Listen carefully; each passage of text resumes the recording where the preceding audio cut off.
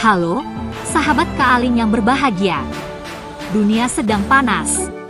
Amerika Serikat di bawah kepemimpinan Donald Trump kembali mengguncang ekonomi global dengan tarif impor super tinggi untuk Cina.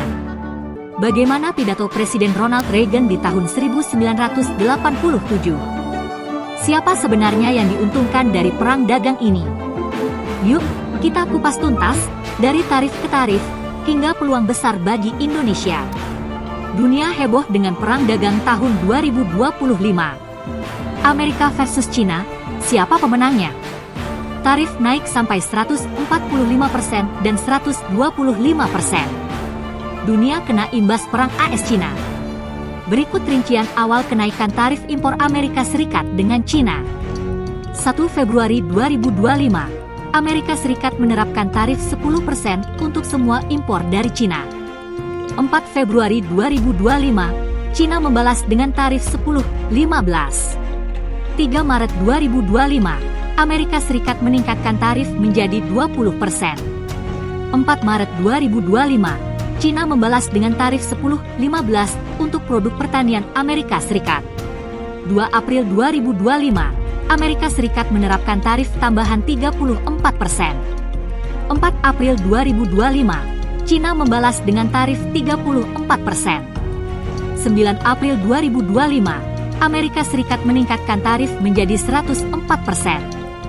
11 April 2025, Cina membalas dengan tarif 125%. Posisi sementara, Amerika Serikat menerapkan 145% untuk barang impor Cina. Cina menerapkan 125% untuk barang impor Amerika Serikat. Jadi siapa pemenangnya ya? Bagaimana dampak terhadap Indonesia, perang tarif ini terhadap ekonomi global atau Indonesia secara khusus? Tulis pendapat Anda di komentar. Berikut adalah ringkasan kronologis berdasarkan sumber-sumber terpercaya.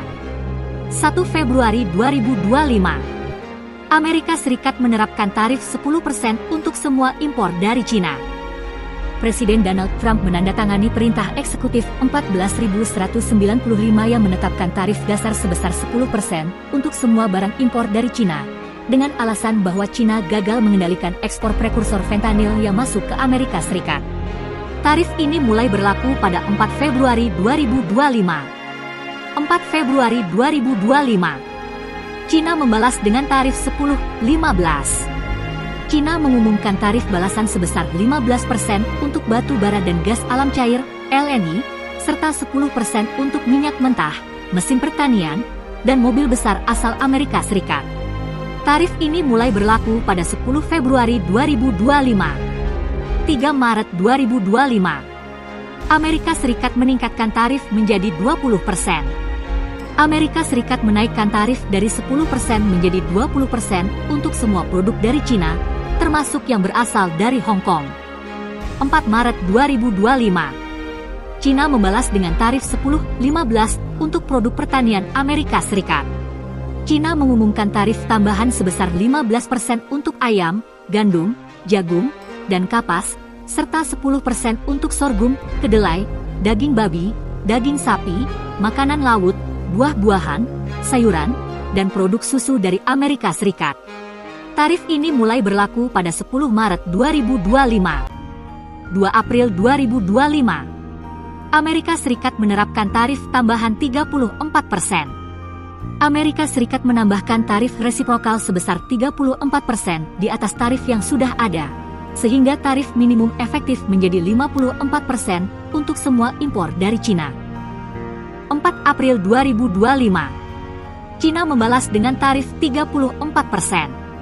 Cina membalas dengan tarif 34% untuk semua impor dari Amerika Serikat, efektif mulai 10 April 2025.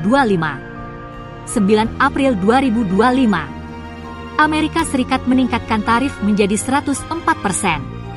Amerika Serikat menambahkan tarif tambahan sebesar 50% untuk barang-barang dari Cina, sehingga tarif dasar menjadi 104%. 11 April 2025, Cina membalas dengan tarif 125%. Cina membalas dengan tarif tambahan sebesar 50% untuk barang-barang dari Amerika Serikat, sehingga tarif total menjadi 125%. Ronald Reagan. Kasus semikonduktor Jepang tahun 1987. Reagan menuduh Jepang melakukan praktik dumping, menjual barang di bawah harga pasar dalam industri semikonduktor. Karena Jepang dianggap tidak mematuhi perjanjian perdagangan tahun 1986, Reagan menerapkan tarif tambahan sebesar 100% terhadap produk-produk elektronik tertentu dari Jepang, termasuk komputer dan televisi. Langkah ini dianggap sebagai respons tegas Amerika Serikat terhadap ketidakseimbangan perdagangan dan praktik perdagangan tidak adil dari Jepang pada masa itu. Pesan Reagan di tahun 1987. Isi dan makna pidato Reagan tahun 1987 terkait perdagangan bebas.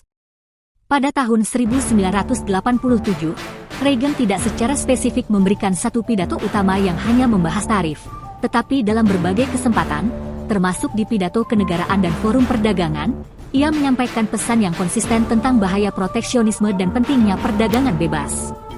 Beberapa poin utama dari pandangan Reagan. 1. Perdagangan bebas adalah fondasi ekonomi yang sehat. Reagan percaya bahwa menaikkan tarif bisa memberikan keuntungan jangka pendek, tetapi merugikan konsumen dan industri dalam negeri dalam jangka panjang. 2. Tarif tinggi menyebabkan harga naik dan efisiensi turun. Dalam beberapa pidato, Reagan menyampaikan bahwa proteksionisme, tarif tinggi, bisa menghancurkan daya saing ekonomi. 3. Perang dagang tidak memiliki pemenang. Ini salah satu kutipan terkenalnya, menggambarkan bahwa membalas tarif dengan tarif hanya memperburuk kondisi semua pihak. 4. Perlunya menegakkan perjanjian dagang yang adil. Reagan mendukung perdagangan bebas, tetapi juga menuntut negara lain untuk bermain adil. Cina pindah pabrik ke Indonesia. Iya, ada kemungkinan besar bahwa perusahaan-perusahaan Cina akan memindahkan sebagian pabrik atau produksi mereka ke negara lain, termasuk Indonesia, untuk menghindari tarif impor tinggi dari Amerika Serikat. Hal ini sudah pernah terjadi di masa lalu dan sangat mungkin terulang kembali dalam konteks Perang Dagang 2025. Kenapa Indonesia bisa jadi pilihan menarik bagi Cina? 1. Biaya tenaga kerja lebih murah dibandingkan Cina. 2. Dekat secara geografis dan budaya bisnis. 3. Stabil secara politik dan ekonomi dibandingkan negara lain di Asia Tenggara. 4. Sudah banyak kawasan industri khusus untuk ekspor. 5. Hubungan dagang Indonesia ke Amerika Serikat relatif netral, tarif impor masih rendah. Bukti dan tren nyata.